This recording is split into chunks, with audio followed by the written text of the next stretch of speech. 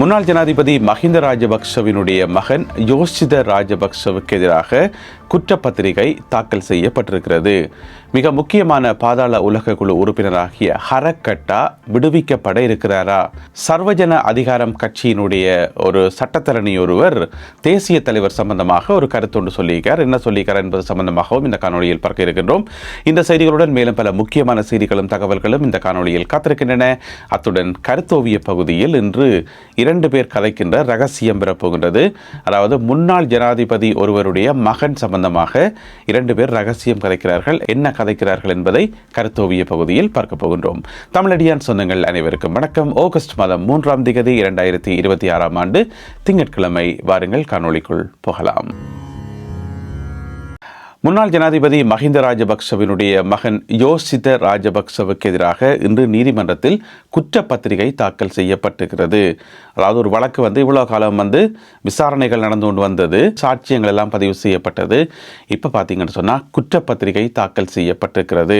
எனவே மிக விரைவில் குற்றப்பத்திரிகை சம்பந்தப்பட்ட நபர்களிடம் கையளிக்கப்படும் என்று சொல்லி, அதாவது 2 பேருக்கு எதிராக, ஒன்று யோஷித ராஜபக்ஷ, மற்றவர் யாருன்னு பார்த்தீங்கன்னு சொன்னால் கடற்படையினுடைய முன்னாள் தளபதி வசந்த கர்ணாகொட. அதாவது யோஷித ராஜபக்ச கொஞ்ச காலம் கடற்படையில் இருந்தவர் தானே, அதாவது கடற்படையில் இருக்கிறன்னு சொல்லி போட்டு வீட்டை இருந்தவர் அங்கே பதிவு செய்து போட்டு, எனவே அந்த கால பகுதியில் கடற்படை தளபதியாக இருந்தவர் வசந்த கர்ணாகொட.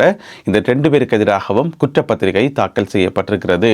என்ன கேஸ்ன்னு கேட்டீங்கன்னு சொன்னால், இவர் 18 வயசில் கடற்படையில் ஜாயின் பண்ணிட்டு கடற்படையில் இருக்கையில் அங்கே ஒரு வேலையுமே செய்யலை, கடல்லையே போயிருக்க மாட்டாருன்னு நினைக்கிறேன், அல்லது எங்கேயாவது நீச்சல் பயிற்சி எடுத்தாரா, ஒன்றுமே இருந்திருக்காது. ஆனால் கடற்படையில் சேர்ந்துட்டு என்ன செய்தவர்னு சொன்னால் உடனடியாக இங்கே யூகேக்கு வந்துட்டார், பிரித்தானியாவுக்கு இங்கே இருக்கக்கூடிய ரோயல் நேவி கடற்படை இருக்கு தானே, பிரித்தானியாவினுடைய கடற்படை, அதில் சேர்ந்து ஸ்பெஷல் ட்ரைனிங் எடுத்தவராம். இலங்கையில் அவருக்கு ட்ரைனிங் கொடுக்கறதுக்கு ஆக்கள் இல்லை, அங்கே எந்த ஒரு ட்ரைனிங் மாஸ்டரும் கிடையாது.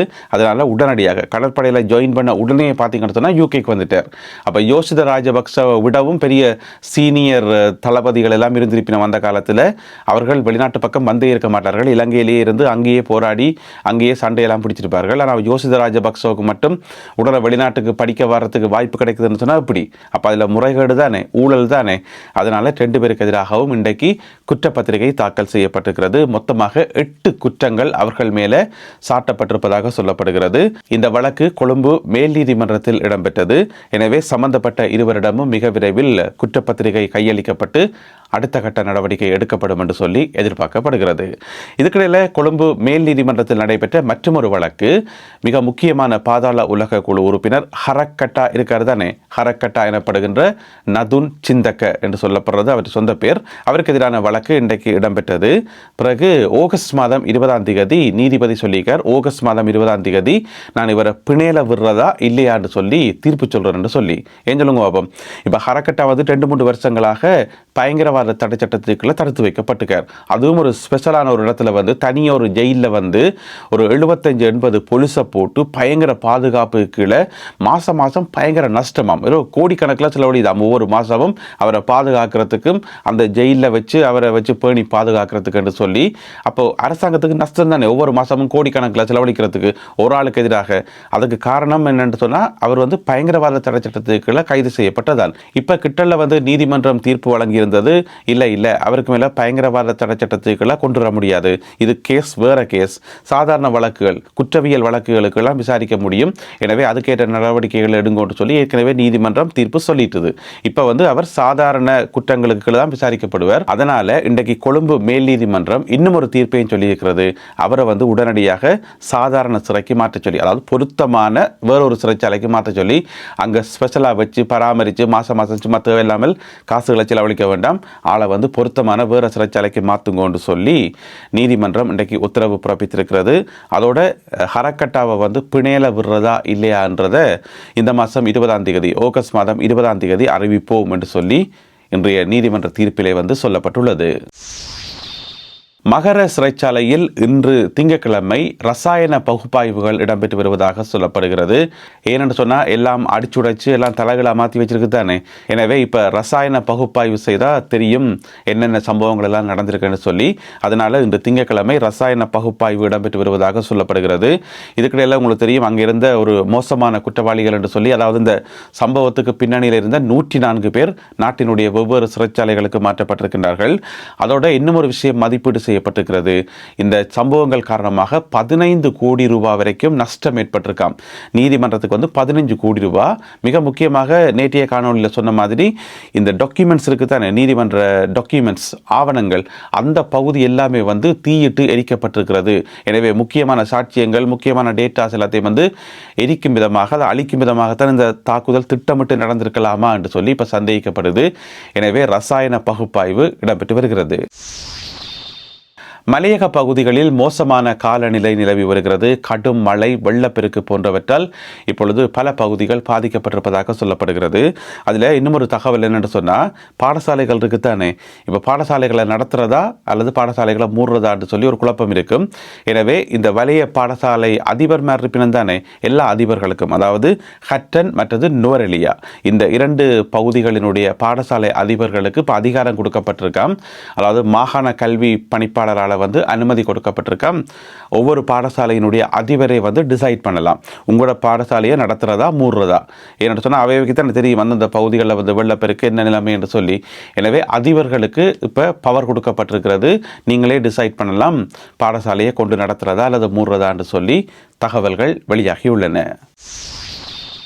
சர்வஜன அதிகாரம் கட்சியினுடைய ஒரு பேச்சாளர், சட்டத்தரணி, அவருடைய பேர் மதுர விதானகே, என்ன சொல்லியிருக்காருன்னு சொன்னால், தலைவர்கிட்ட பேரை சொல்லி தேசிய தலைவர் இப்போ இருந்திருந்தா ஒரு SMS அனுப்பியே காரியங்களை சாதிச்சிருப்பார். அதாவது ஜனாதிபதி அனுரகுமார திசாநாயக்காவுக்கு ஒரு SMS போட்டே எல்லா விஷயங்களையும் செய்து முடிச்சிருப்பார் என்று சொல்லியிருக்கார்.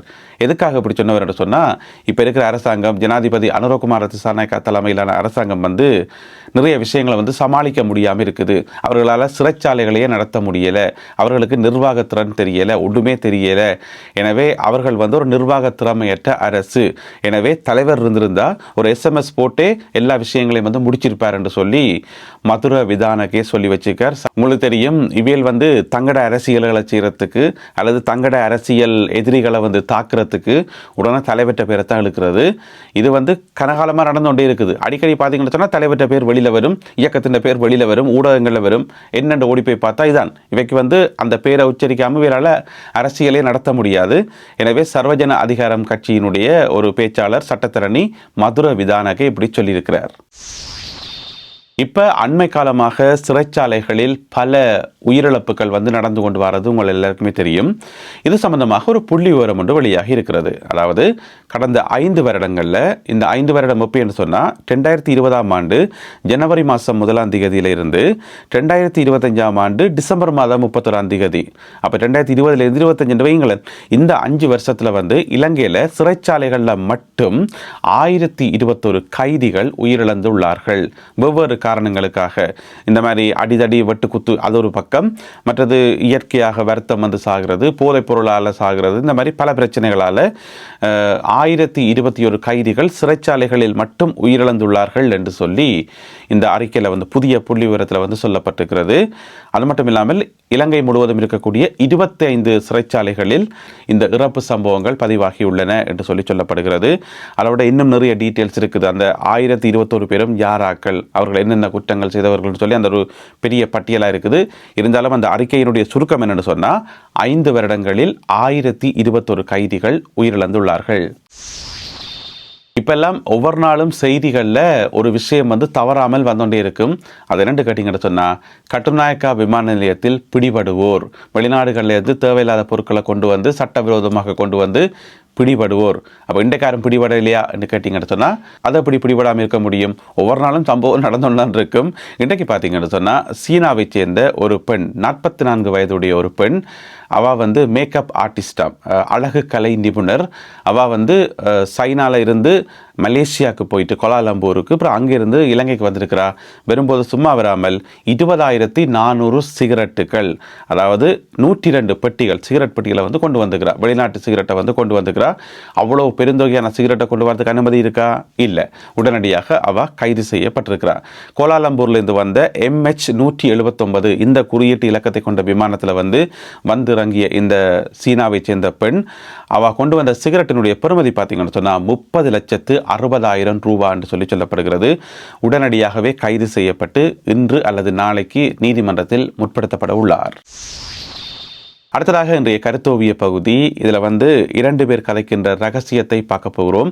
அதுக்கு முதல் ஒரு முக்கியமான விஷயம், இன்றைக்கு காலம் போட்ட வீடியோவில் கருத்தோவியம் டிஸ்பிளேயில் வராமல் போயிட்டுது. அதை பற்றி நான் சொன்னான், ஆனால் அதை படத்தை போட்டு காட்ட முடியலை. இப்போ நீங்கள் பார்க்குற இதுதான் இன்றைக்கு காலம காணொலியில் வர வேண்டிய படம். ஒரு தூக்கு கயிறு சம்பந்தமாக 2 பேர் கதைக்கிற விஷயத்தை சொல்லியிருந்தாங்க. ஆனால் இந்த படத்தை தவறுதலாக போட முடியாமல் போயிட்டுது. அதுக்காக மன்னிக்கணும். இப்போ நீங்கள் பார்க்குற இதுதான் அந்த கருத்தோவியம். இனி இந்த காணொலிக்கான கருத்தோவியம் என்று பார்ப்போம். இவையில் 2 பேரும் என்ன ரகசியம் கதைக்கணும் என்று சொன்னால், இது ரகசியம் இல்லை, அப்படியே வெளிப்படையாக பேர் எல்லாத்தையும் சொல்லித்தான் கதைக்கணும். என்ன கதைக்கணும் என்று பார்ப்போம்.